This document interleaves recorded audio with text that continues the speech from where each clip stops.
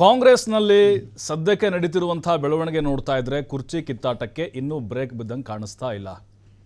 ಕಳೆದ ವರ್ಷದಿಂದ ನಾವು ನೋಡ್ತಾ ಇದ್ದೀವಿ, ಸಂಕ್ರಾಂತಿ, ನವೆಂಬರ್ ಕ್ರಾಂತಿ, ಸೆಪ್ಟೆಂಬರ್ ಕ್ರಾಂತಿ ಆಯಿತು, ಬರೀ ಭ್ರಾಂತಿ ಅನ್ನೋದು ಚರ್ಚೆ ಆಗ್ತಾ ಇತ್ತು. ಬಟ್ ಈಗ ಏನೋ ಒಂದು ಸೀರಿಯಸ್ ಆದಂಥ ಬೆಳವಣಿಗೆ ಆಗಿದೆ. ಅದರಲ್ಲೂ ಡಿ ಕೆ ಶಿವಕುಮಾರ್ ಅವರು ದೆಹಲಿಗೆ ಹೋಗಿ ಬಂದ ನಂತರ ಆದಂತಹ ಕೆಲವೊಂದಿಷ್ಟು ಬೆಳವಣಿಗೆಗಳನ್ನು ನೋಡ್ತಾ ಇದ್ದರೆ ಖಂಡಿತ ಏನೋ ಒಂದು ಆಗಬಹುದು ಅಂತ ಅನ್ನಿಸ್ತಾ ಇದೆ ಬಜೆಟ್ ನಂತರ.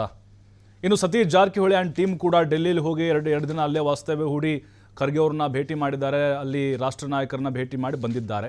ಹೈಕಮಾಂಡ್ ಏನೋ ಅವ್ರಿಗೆ ಭರವಸೆ ಕೊಟ್ಟಿದೆ ಅಂತೆ, ಮಾತು ಕೊಟ್ಟಿದೆ ಅಂತೆ, ಸದ್ಯದರಲ್ಲೇ ಬ್ರೇಕ್ ಹಾಕ್ತೀವಿ, ಮಾರ್ಚ್ ಆದಮೇಲೆ ನೋಡ್ತಾ ಇರಿ, ಎಲ್ಲದಕ್ಕೂ ತಾರ್ಕಿಕ ಅಂತ್ಯ ಹಾಡ್ತೀವಿ ಅಂತೇಳಿ. ಅದಷ್ಟರ ಮಟ್ಟಿಗೆ ನಿಜ ಅಥವಾ ಅದು ಹೌದಾ ಅಲ್ವಾ, ಇದೆಲ್ಲದರ ಬಗ್ಗೆ ಕೂಡ ಬಿಸಿ ಬಿಸಿಯಾದಂಥ ಮಾತುಕತೆಗಳು ಆಗ್ತಾ ಇದೆ.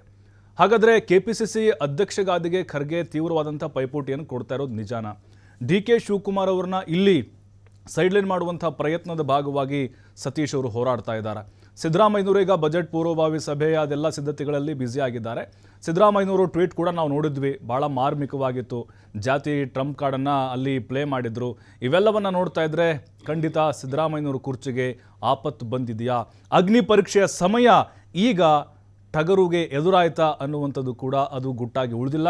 ಇದೆಲ್ಲದರ ಬಗ್ಗೆ ಚರ್ಚೆನ ಮಾಡ್ತಾ ಹೋಗ್ತೀವಿ. ಆದರೆ ಅದಕ್ಕಿಂತ ಮುಂಚೆ ಕೆಲವು ನಾಯಕರು ಮಾತಾಡಿದ್ದಾರೆ, ನೋಡ್ಕೊಂಬರೋಣ. ಈಗಿದ್ದೆ ಅವರೇ ಇದಾರೆ, ಮುಂದೆ ಅವರೇ ಇರ್ತಾರಂತ ಲೆಕ್ಕಾಚಾರ ಅಷ್ಟೇ. ಅವರೇ ಇದಾರೆ ಸರ್. ಬೈ ಎಲೆಕ್ಷನ್ ನೋಡಿ, ಅದು ಅರ್ಧ ಗಿರ್ಧ ಅಂತ ಇಲ್ಲಿ ನಾವು ಕೇಳಿಲ್ಲ.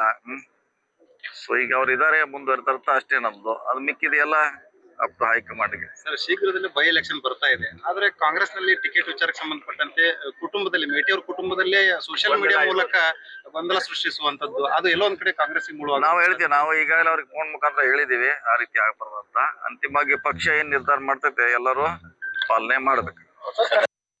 ಈಗಿದ್ದೆ ನಾನು ಹೋಗದೆ ಈಗ ಯಾರು ಹೋಗ್ತಾರೆ, ಯಾವಾಗ ಕರೀತಾರೆ, ಯಾವ ಮೀಟಿಂಗ್ ಇರ್ತಾರೆ, ಯಾಗೆಲ್ಲ ಹೋಗ್ತಾ ಇರ್ತೀವಿ. ಈಗ ಆಫೀಸರ್ಸ್ನೆಲ್ಲ ಮೀಟ್ ಮಾಡ್ಬೇಕು. ಇನ್ನೊಂದು ರೌಂಡು ಈಗ ಯಾವುದೋ ಒಂದು ಅರ್ಬನ್ ಪ್ಲಾನಿಂಗ್ ಅಂತ ಒಂದು ಇಶ್ಯೂ ಇದೆ, ಅದ್ರ ಬಗ್ಗೆ ಕೂಡ ಒಂದು ಡೀಟೇಲ್ ಬಂದಿದೆ.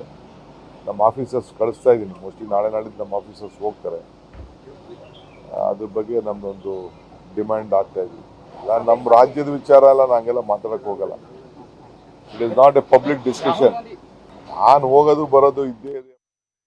ಈ ಬಗ್ಗೆ ಚರ್ಚೆ ಮಾಡಲಿಕ್ಕೆ ನಮ್ಮ ಜೊತೆಗೆ ಅತಿಥಿಗಳು ಜಾಯ್ನ್ ಆಗಿದ್ದಾರೆ. ಅವ್ರನ್ನ ಕಾರ್ಯಕ್ರಮಕ್ಕೆ ಸ್ವಾಗತ ಮಾಡೋಣ. ಮೊದಲನೇದಾಗಿ ಆಮ್ ಆದ್ಮಿ ಪಕ್ಷದ ವಕ್ತಾರಾಗಿರುವಂಥ ರವೀಶ್ ದಾಸಪುರ್ ಜಾಯ್ನ್ ಆಗಿದ್ದಾರೆ. ಸರ್ ನಮಸ್ತೆ, ಕಾರ್ಯಕ್ರಮಕ್ಕೆ ಸ್ವಾಗತ. BJP ವಕ್ತಾರಾಗಿರುವಂಥ ಗೋವಿಂದ ರಾಜ್ ಅವರು ಜಾಯ್ನ್ ಆಗಿದ್ದಾರೆ. ಸರ್ ನಮಸ್ತೆ, ನಮಸ್ಕಾರ, ಸ್ವಾಗತ ನಿಮಗೆ. ಹಿರಿಯ ಪತ್ರಕರ್ತರು ಬಸವರಾಜ್ ಮರಳಿಹಳ್ಳಿ ಅವರು ಜಾಯ್ನ್ ಆಗ್ತಿದ್ದಾರೆ ನಮ್ಮ ಜೊತೆಗೆ ಝೂಮ್ ಲೈವಲ್ಲಿ. ಸರ್ ನಮಸ್ತೆ, ಕಾರ್ಯಕ್ರಮಕ್ಕೆ ಸ್ವಾಗತ ನಿಮಗೆ. ನಮಸ್ಕಾರ. ಎಸ್ ಸರ್, ನಿಮ್ಮಿಂದ ಆರಂಭ ಮಾಡ್ತಾ ಇದ್ದೀನಿ. ಈ ಹಿಂದೆನೂ ಕೂಡ ನಾವು ಚರ್ಚೆನ ಮಾಡಿದ್ವಿ ಕುರ್ಚಿ ಕಿತ್ತಾಟದ ಬಗ್ಗೆ. ಈಗ ನೋಡಿ, ಡಿ ಕೆ ಶಿವಕುಮಾರ್ ಅವರು ಡೆಲ್ಲಿಗೆ ಹೋಗಿ ಬರ್ತಾರೆ, ಅದಾದಮೇಲೆ ಸಿದ್ದರಾಮಯ್ಯವರು ಒಂದು ಪೋಸ್ಟ್ ಮಾಡ್ತಾರೆ, ಮತ್ತೆ ಸತೀಶ್ ಜಾರಕಿಹೊಳಿ ಡೆಲ್ಲಿಗೆ ಹೋಗಿ ಬರ್ತಾರೆ. ಇವೆಲ್ಲ ಬೆಳವಣಿಗೆಗಳನ್ನ ನೋಡ್ತಾ ಇದ್ರೆ ಖಂಡಿತ ಕಾಂಗ್ರೆಸ್ನಲ್ಲಿ ಏನೋ ಒಂದು ಬದಲಾವಣೆ ಆಗ್ಬೋದು ಅನ್ನುವಂಥ ಒಂದು ಗಾಳಿ ಬೀಸ್ತಾ ಇರ್ಬೋದಾ, ಅಥವಾ ಯಥಾಸ್ಥಿತಿ ಹಾಗೆ ಮುಂದುವರಿಯುತ್ತೆ ಅಂತ ಅನ್ಸುತ್ತಾ ನಿಮಗೆ?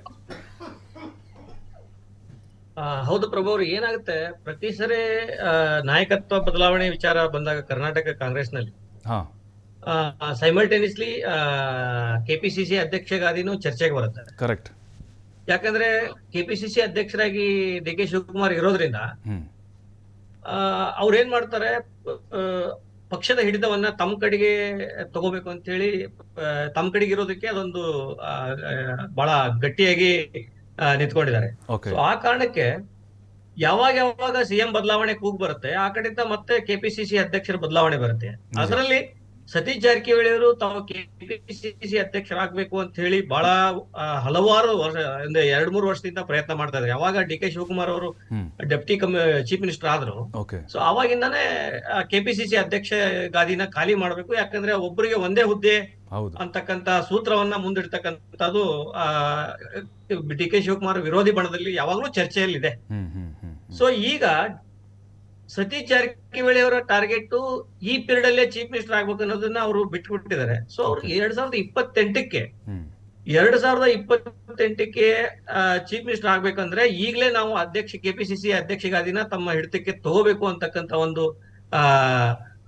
ಒಂದು ಪ್ರಯತ್ನದಲ್ಲಿ ಅವರು ತಲ್ಲೀನರಾಗಿದ್ದಾರೆ. ಸೊ ಆ ಕಾರಣಕ್ಕೆ ಆಟೋಮೆಟಿಕ್ಲಿ ರಾಜ್ಯದ ನಾಯಕರು ಮತ್ತೆ AICC ಅಧ್ಯಕ್ಷರಾಗಿರ್ತಕ್ಕಂಥ ಮಲ್ಲಿಕಾರ್ಜುನ್ ಖರ್ಗೆ ಅವ್ರನ್ನ ಭೇಟಿ ಮಾಡಿ ಅವ್ರನ್ನ ಕನ್ವಿನ್ಸ್ ಮಾಡ್ತಕ್ಕಂಥ ಕೆಲಸಗಳನ್ನ ಮಾಡ್ತಾರೆ. ಅಲ್ಲ, ಬಟ್ ಸಿದ್ದರಾಮಯ್ಯ ಅವರಿಗಿಂತ ಇಲ್ಲಿ ಸತೀಶ್ ಜಾರಕಿಹೊಳಿ ಅವರೇ ಜಾಸ್ತಿ DK ಶಿವಕುಮಾರ್ ಅವರ ಕನಸಿಗೆ ಅಡ್ಡಗಾಲ ಮುಳ್ಳಾಗ್ತಿದ್ದಾರೆ ಅಂತಾನ ಅರ್ಥ?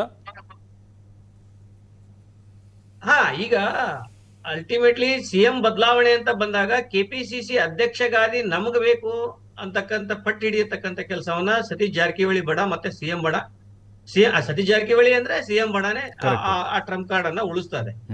ಇನ್ ಕೇಸ್ CM ಬದಲಾವಣೆ ಆಗದಿದ್ರು ಸಹಿತ ಈ ಸಾರಿ KPCC ಅಧ್ಯಕ್ಷ ಸ್ಥಾನ ಬದಲಾವಣೆ ಆಗ್ಲೇಬೇಕು, ಒಬ್ಬರಿಗೆ ಒಂದೇ ಹುದ್ದೆ ಅಂತ ಇರಬೇಕು ಅಂತ ಹೇಳಿ ಆ ಸೂತ್ರವನ್ನ ಹೈಕಮಾಂಡ್ ಮುಂದೆ ಇಟ್ಟು KPCC ಅಧ್ಯಕ್ಷ ಅಂದ್ರೆ ಪಕ್ಷದ ಹಿಡಿತವನ್ನ ತಮ್ಮ ಕೈಗೆ ತಗೊಂಡು ಮುಂದಿನ 2028ರ ಚುನಾವಣೆಯಲ್ಲಿ ತಾವು ಮುಖ್ಯಮಂತ್ರಿ ಆಗ್ಬೇಕನ್ನೋ ಕನಸಿಗೆ ಈಗ್ಲಿದ್ದಾನೆ ಬುನಾದಿಯನ್ನು ಹಾಕ್ತಕ್ಕಂಥ ಕೆಲಸವನ್ನ ಸತೀಶ್ ಜಾರಕಿಹೊಳಿ ಮಾಡ್ತಾ ಇದ್ದಾರೆ ಅಂತ ಅನಿಸ್ತಾ ಇದೆ.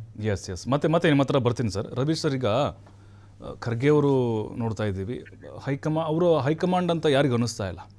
ಅವ್ರನ್ನ ಕೇಳಿದ್ರೆ ರಾಹುಲ್ ಗಾಂಧಿ ಕಡೆ ಬೊಟ್ಟು ಮಾಡ್ತಾರೆ. ಹಾಗಾಗಿನೇ ಈಗ ಖರ್ಗೆ ಅವರೇನೋ ಭರವಸೆ ಕೊಟ್ಟಿದ್ದಾರೆ ಅಂತಂದರೆ ನಿಜಕ್ಕೂ ಅದೇನೋ ಒಂದು ಕ್ಲೈಮ್ಯಾಕ್ಸ್ ಆಗುತ್ತೆ ಅಥವಾ ಬ್ರೇಕ್ ಬೀಳುತ್ತೆ ಅಂತ ಅನ್ಸುತ್ತೆ, ಅಥವಾ ರಾಹುಲ್ ಗಾಂಧಿ ಅವರೇ ಬರಬೇಕಾ ಇಲ್ಲಿ ಅಂತ? ಹೇಗೆ ಸರ್, ಖರ್ಗೆ ಅವರು ಬಂದ್ಬಿಟ್ಟು ಈಗ ನಾಮಕಾವಸ್ಥೆ ಅಧ್ಯಕ್ಷರಾಗಿದ್ದಾರೆ. ಎರಡೂ ರಾಷ್ಟ್ರೀಯ ಪಕ್ಷಗಳ ಅಧ್ಯಕ್ಷರೇನಿದಾರಲ್ಲ ಅವರು ನಾಮಕಾವಸ್ಥೆಗೆ ಮಾತ್ರ ಅಧ್ಯಕ್ಷರಾಗಿದ್ದಾರೆ. ಅವ್ರ ಮಾತಿಗೆ ಏನು ಕವಡೆ ಕಾಸಿನ ಕಿಮ್ಮತ್ತಿಲ್ಲ. ಸುಮ್ಮನೆ ಇವ್ರು ಹೋಗ್ತಾರೆ ಅಷ್ಟೇ, ನಾನು ಅಧ್ಯಕ್ಷನ ಭೇಟಿ ಮಾಡ್ಕೊಂಡೆ, ಅವ್ರು ನನಗೆ ಆಶ್ವಾಸನೆ ಕೊಟ್ಟಿದ್ದಾರೆ ಅಂತ. ಅಂತಿಮವಾಗಿ ಕಾಂಗ್ರೆಸ್ಸಲ್ಲಿ ರಾಹುಲ್ ಗಾಂಧಿ, ಪ್ರಿಯಾಂಕಾ ಗಾಂಧಿ ಅವ್ರದ್ದೇ ಅಂತಿಮ ನಿರ್ಧಾರ. ಅವ್ರ ನಿರ್ಧಾರ ಏನಿಲ್ಲದೆ ಅಂದರೆ ಇವ್ರು ಏನು ಮಾಡೋಕ್ಕಾಗಲ್ಲ. ಸುಮ್ಮನೆ ಹೇಳ್ತಾರೆ, ಭರವಸೆ ಕೊಡೋಕ್ಕಷ್ಟೇ ಇವ್ರ ಅಧ್ಯಕ್ಷರು. ಹೆಂಗೇನೆ ನಾನು ಮಾತ್ರ ಕಾರ್ಯಾಂಗ ಅಂತ ಹೆಂಗೆ ನಾವು ಸಂವಿಧಾನದೊಳಗಡೆ ರಾಷ್ಟ್ರಪತಿಯೊಳಗೆ ಏನಿದ್ದಾರೆ ಕೊಟ್ಟಿದ್ದಾರೆ ಆ ಥರ. ಇವ್ರಿಗೇನಂದರೆ BJPನಲ್ಲೂ ಅದೇ ಥರ ಇದೆ, ಅಧ್ಯಕ್ಷರೆಲ್ಲನೂ ಹಂಗೇನೆ ಇರೋದು, ಎರಡು ಕಡೆ ಹಂಗೇನೆ. ಆದರೆ ಈ ಕರ್ನಾಟಕದಲ್ಲೀಗ ಇವ್ರದ್ದು ಪ್ರಬಲವಾಗಿರೋದು ಸಿದ್ದರಾಮಯ್ಯ ಅವರು ಪ್ರಬಲವಾಗಿರೋದು. ಈಗ ರಿಯಲ್ ಹೈಕಮಾಂಡ್ ಅಂದರೆ ಸಿದ್ದರಾಮಯ್ಯ ಅವರೇ ಹೈಕಮಾಂಡ್ ಅನ್ನೋ ಥರ ಇದ್ದಾರೆ. ವಾಸ್ತವದಲ್ಲಿ ಸಿದ್ದರಾಮಯ್ಯ ಅವ್ರನ್ನ ಬಗ್ಗಿಸೋಕ್ಕೆ ಅಷ್ಟು ಸುಲಭದ ಮಾತಲ್ಲ.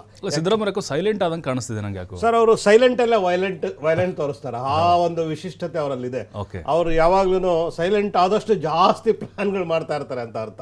ಅವ್ರಿಗೆ ನೋಡಿ, ಬೇರೆ ಯಾರು ಏನೇ ಟೀಕೆ ಟಿಪ್ಪಣಿ ಮಾಡಲಿ, ಅವ್ರು ಒಂದು 2-3 ಟ್ವೀಟ್ ಮಾಡಿಬಿಟ್ಟು ನೀವೇ ಡಿಸ್ಕಸ್ ಮಾಡ್ಕೊಳ್ಳಿ ನನ್ನ ಬಗ್ಗೆ, ನನ್ನ ಕೆಪಾಸಿಟಿ ಏನಂತ ನೀವೇ ಡಿಸೈಡ್ ಮಾಡ್ಕೊಳ್ಳಿ ಅಂತ ಅವರು ಬೇರೆ ಬೇರೆ ಥರ ಸಂದೇಶ ಕೊಡ್ತಾರೆ.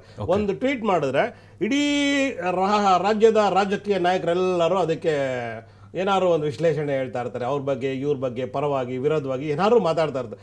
ಅಂದರೆ DK ಶಿವಕುಮಾರ್ ಅವ್ರಿಗಿಂತ ಕರ್ನಾಟಕದಲ್ಲಿ ಸಿದ್ದರಾಮಯ್ಯ ಪ್ರಭಾವನೆ ಜಾಸ್ತಿ ಇದೆ. ಸಿದ್ದರಾಮಯ್ಯ ಅವರು ಎಷ್ಟು ಅದರಲ್ಲೂ ವಿಶೇಷವಾಗಿ ಏನಂದರೆ, ಈಗ ನಾನು ಒಂದು ವಿಚಾರ ಹೇಳ್ಬೇಕಂದ್ರೆ ಕನ್ಯಾಕುಮಾರಿಯಿಂದ ಕಾಶ್ಮೀರದವರೆಗೂ ಕಾಂಗ್ರೆಸ್ಗೆ ಅಹಿಂದ ನಾಯಕ ಅಂತ, ಪ್ರಬಲ ಅಹಿಂದ ನಾಯಕ ಅಂತ ಯಾರಾದರೂ ಅಂದರೆ ಅದು ಸಿದ್ದರಾಮಯ್ಯ ಅವರೇ. ಈಗ ಕರ್ನಾಟಕದಲ್ಲಿ ಅವರಿಂದನೇ ಒಂದು ಸ್ವಲ್ಪ 10-20 ಸೀಟ್ ಹೆಚ್ಚಿಗೆ ಬಂದಿದೆ ಅಂತ ಬೇಕಾದ್ರೆ ಹೇಳ್ಬೋದು. ಹಾಗಾಗಿ ಕಾಂಗ್ರೆಸ್ ಹೈಕಮಾಂಡ್ ಏನಿದೆಯಲ್ಲ, ಅವರು ಇವ್ರನ್ನ ತೆಗೆದಾಕೋದಕ್ಕೆ ಮೀನಾಮೇಷ ಎಣಿಸುತ್ತೆ. ಯಾಕೆಂದರೆ DK ಶಿವಕುಮಾರ್ ಅಂತವರು ಈಗ ಕಾಂಗ್ರೆಸ್ಸಲ್ಲಿ ಆಲ್ಮೋಸ್ಟ್ ಒಂದು 10-15 ಜನ ಇದ್ದಾರೆ ಪ್ರಬಲರು, ಎಲ್ಲ ವರ್ಗದಲ್ಲಿದ್ದಾರೆ. ಆದರೆ ಅಹಿಂದ ನಾಯಕರು ಬಂದ್ಬಿಟ್ಟು ಕಾಂಗ್ರೆಸ್ಸಲ್ಲಿ ಇಲ್ಲ. ಅವ್ರನ್ನ ಮಟ್ಟ ಹಾಕೋಕ್ಕಾಗಲಿ, ಅವ್ರನ್ನ ತತ್ಕ್ಷಣಕ್ಕೆ ತೆಗೆದುಹಾಕುವಷ್ಟು ಧೈರ್ಯ ಮಾಡೋಕ್ಕೆ ಕಾಂಗ್ರೆಸ್ ಹೈಕಮಾಂಡಿಂದ ಸಾಧ್ಯ ಇಲ್ಲ. ಆದರೆ ಇವರು ಏನಂದರೆ DK ಶಿವಕುಮಾರ್ ಶತಾಯ ಗತಾಯ ಅವರ ಪ್ರಯತ್ನ ನಿಲ್ಲಿಸ್ತಾನೇ ಇಲ್ಲ.